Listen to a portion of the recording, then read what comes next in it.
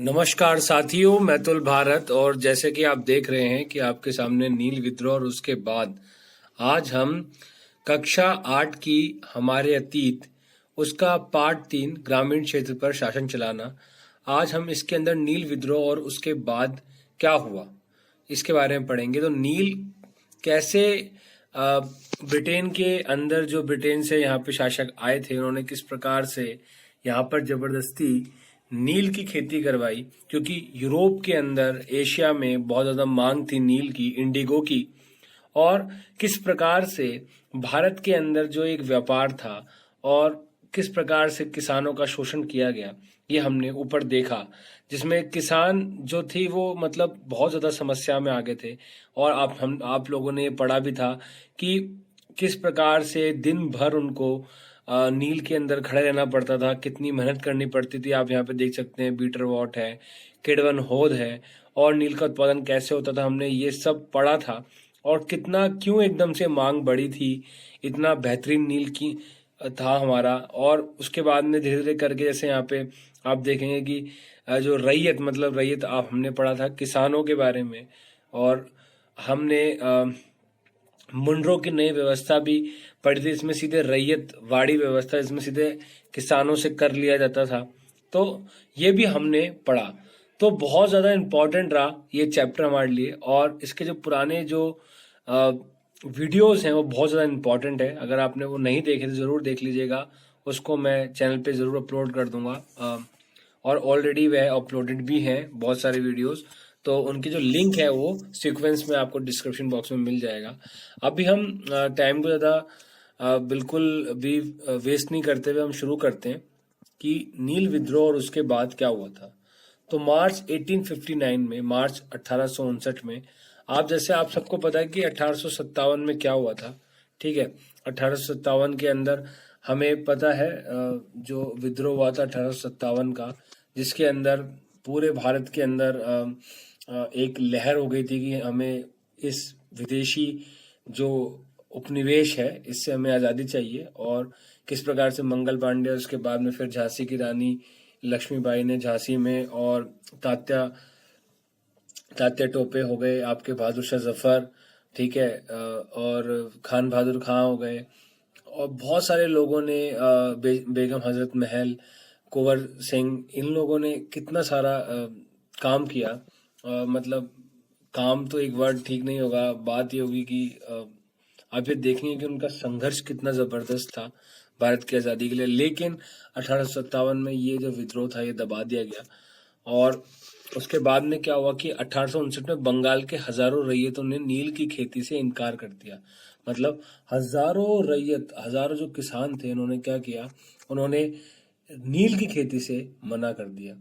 जैसे जैसे विद्रोह फैला, रैयतों ने बागान मालिकों को लगान चुकाने से भी इनकार कर दिया।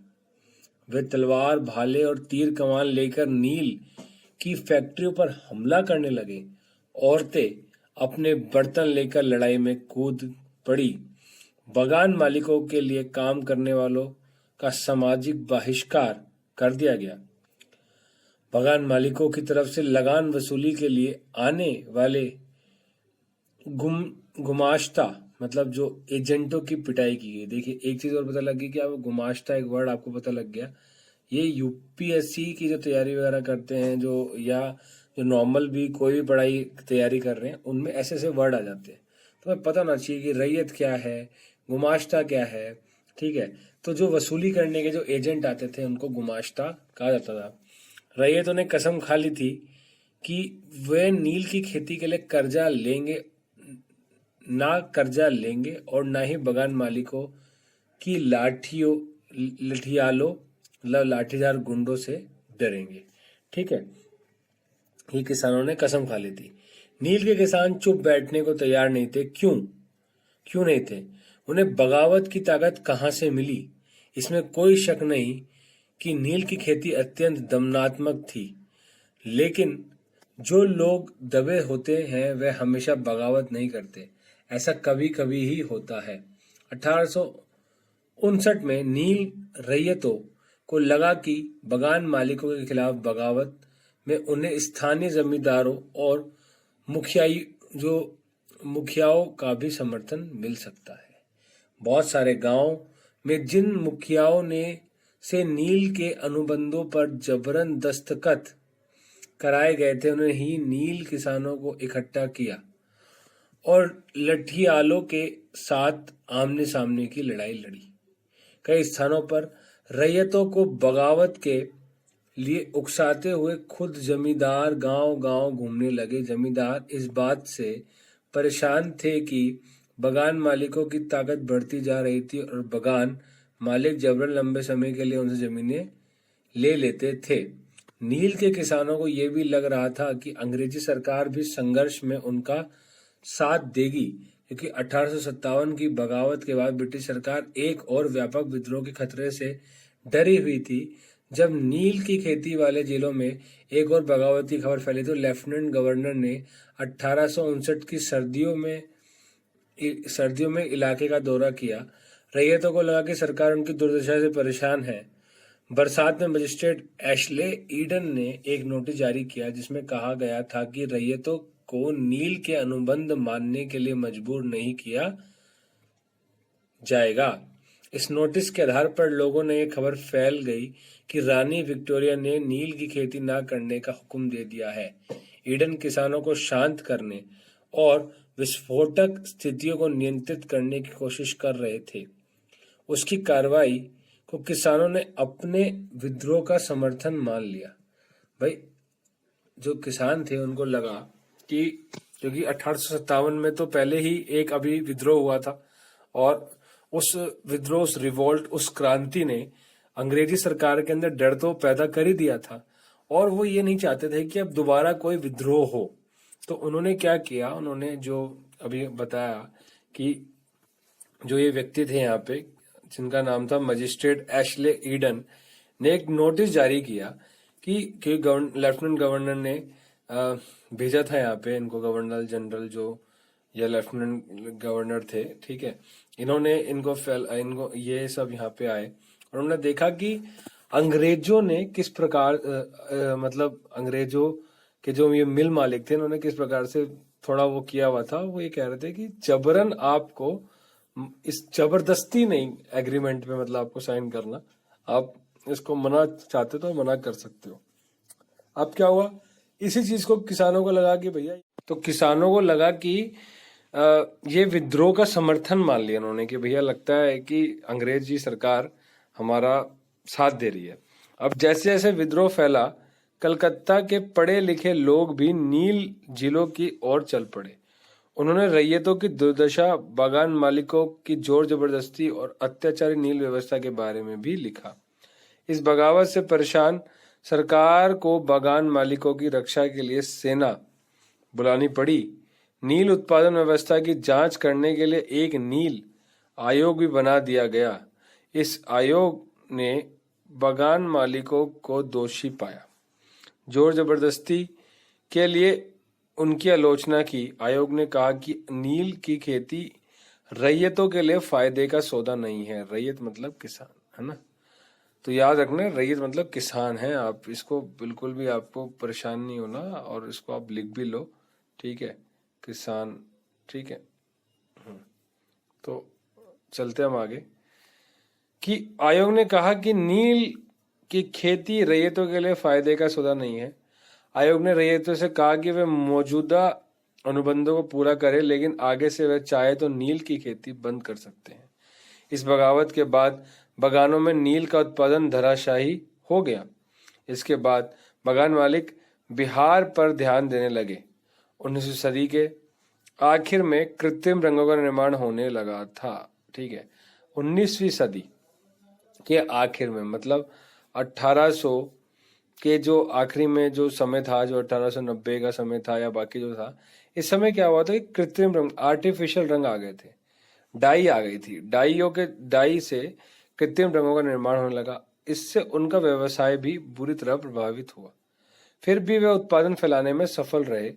जब महात्मा गांधी दक्षिण अफ्रीका से लौटे तो बिहार के एक किसान ने उन्हें चंपारण आकर नील किसानों की दुर्दशा को देखने का न्योता दिया। 1917 में महात्मा गांधी का यह दौरा नील बागान मालिकों के खिलाफ चंपारण आंदोलन की शुरुआत थी। और आपको पता है चंपारण आंदोलन ही इतना जबरदस्त आंदोलन था जिससे गांधी जी का नेतृत्व मतलब आप ये कह सकते हैं चमक उठा और सब लोग उनको जान गए। 1917 में चंपारण जो कि नील की खेती से जुड़ा हुआ था। उसके बाद में गुजरात के अंदर आप देखेंगे गुजरात में मिल आंदोलन था। मिल मजदूरों के लिए गुजरात में उन्होंने किया। फिर गुजरात के अंदर खेड़ा सत्याग्रह जिसमें गुजरात के फिर किसानों के लिए उन्होंने वो किया, संघर्ष किया, सत्याग्रह किया। तो इस प्रकार से गांधी जी का नाम बहुत ज्यादा आगे बढ़ गया। अब देखो यहाँ पे एक गीत भी है, नील गांव का एक गीत है कि संघर्ष के क्षणों में लोग एक दूसरे को उत्साह बढ़ाने और सामूहिकता का भाव पैदा करने के लिए अक्सर गीत गाते हैं। इस तरह के गीतों में हमें उनकी भावनाओं का पता चलता है। नील विद्रोह के दौरान बंगाल के निचले इलाकों में ऐसे बहुत सारे गीत सुनाई देते थे। इनमें से एक गीत इस प्रकार था, मौला हाथी के बगान मालिक की लंबी लंबी लाठियां दूर इकट्ठी पड़ी है। कोलकाता के बाबू इस बड़ी लड़ाई को देखने के लिए नावों के जरिए पहुंच चुके हैं। इस बार तो सभी रैयत तैयार हैं, वे चुपचाप मार नहीं सहेंगे। अब वे बिना लाठियालों का मुकाबला किए अपनी जान नहीं गंवाएंगे। ठीक है, तो मतलब हम मुकाबला करेंगे, मुकाबला करके बेशक जान गंवाएं, लेकिन ऐसे नहीं जान गंवाएंगे सिर्फ खेती कर करके। तो भीख मांग लूंगा परंतु नील नहीं उगाऊंगा। अभी स्रोत 3, चांदपुर थाना हरदी के एक नील काश्तकार हाजी मुल्ला से मंगलवार 5 जून 1860 को नील आयोग के सदस्यों ने बात की। हाजी मुल्ला ने कुछ सवालों के जवाब इस तरह दिए।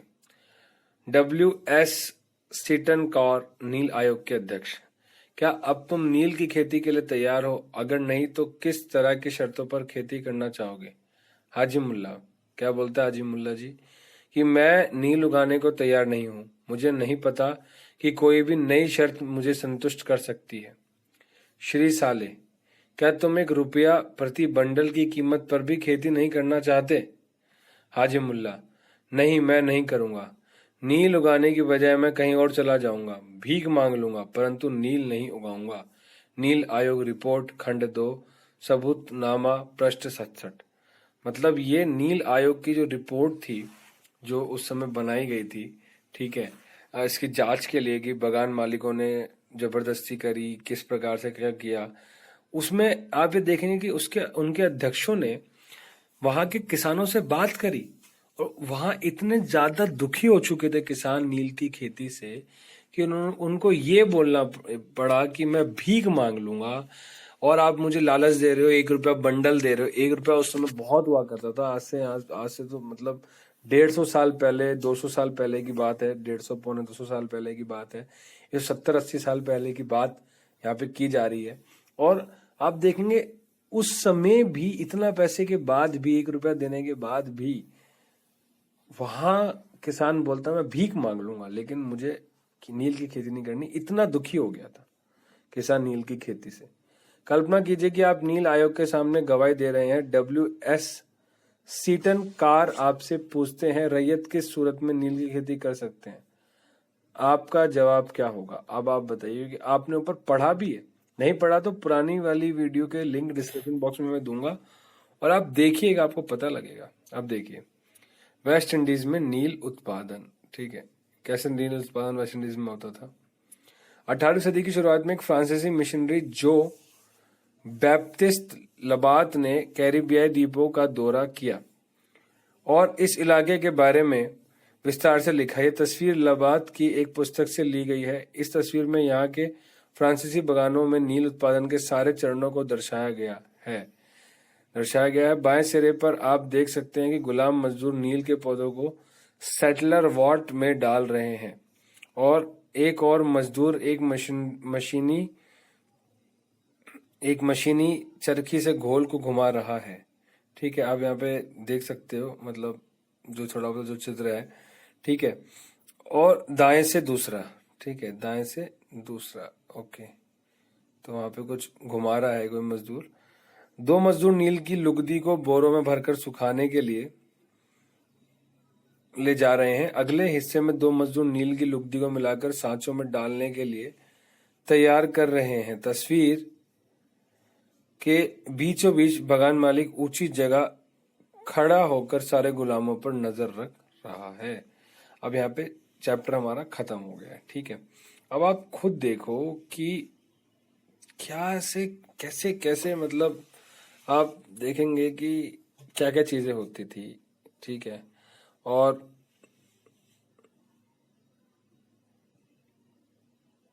आप ये देखेंगे कि मतलब बहुत ज्यादा प्रॉब्लम की बात है कि किस प्रकार से क्या क्या होता था। यहाँ पे थोड़ा सा मिलान है, मैं मिलान थोड़ा सा कर देता हूँ, वैसे तो फिर से याद करें। हम इसमें बता सकते हैं कि देखिए, रैयत तो आपको पता है किसान होते हैं, ठीक है। महाल जो होता है वो ग्राम समूह होता है, ठीक है। पहले क्योंकि बीच में एक महालवाड़ी व्यवस्था भी आ गई थी, ठीक है, ये इसके साथ में है। उसके बाद में निज जो है वो बगान मालिक अपनी जमीन पर खेती करते हैं, और रैयतों की जमीन पर खेती हो गया, ठीक है। तो ये तो इतना तो आप मैच कर सकते हैं। बाकी इसका जो क्वेश्चन आंसर का जो उत्तर होगा ये तो हम आपको लिखित रूप में देंगे। इसके बाद जो वीडियो आएगी वो लिखित रूप में हम लोग उसके रूप में देंगे, क्योंकि आपको पता है हम लिखित रूप में क्वेश्चन आंसर देते हैं अपनी सारी वीडियोस पे। तो आप ये देख सकते हैं कि किस प्रकार से क्या क्या नील की खेती में कैसे कैसे विद्रोह हुआ, उसका क्या कारण था। और वेस्ट इंडीज में भी सभी वो जो भी लोग कॉलोनी बना रहे थे, अपनी औपनिवेश में बना रहे थे हमें और अन्य देशों को, वहां पर इसी प्रकार से इन लोगों ने लोगों के साथ में व्यवहार किया और सिर्फ अपना फायदा देखा और लोगों के लिए कुछ भी नहीं किया। तो मैं आपको बता दूं कि यहाँ पे चैप्टर हमारा समाप्त हो चुका है, लेकिन सबसे इम्पोर्टेंट चीज की पढ़ाई आपकी कैसे अच्छी हो सकती है, जिसके लिए मैंने आपको स्टार्टिंग में बोला था कि आप वीडियो के एंड तक जरूर देखिएगा। तो वीडियो के एंड में से मैं आपको बता पा रहा हूँ कि सहज योग ध्यान से आप अपनी पढ़ाई को बहुत अच्छा कर सकते हैं। मेडिटेशन के थ्रू आप अपना ध्यान और कंसंट्रेशन पावर और अपनी मेमोरी पावर को बहुत अच्छा कर सकते हैं।